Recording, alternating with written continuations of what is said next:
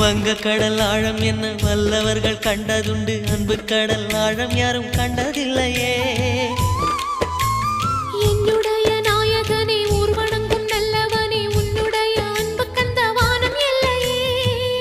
எனக்கென வந்த தேவதையே சரிபாதி நீ அல்லவா. நடக்கையில் உந்தன் கூட வரும் நிழல் போலே நான் அல்லவா.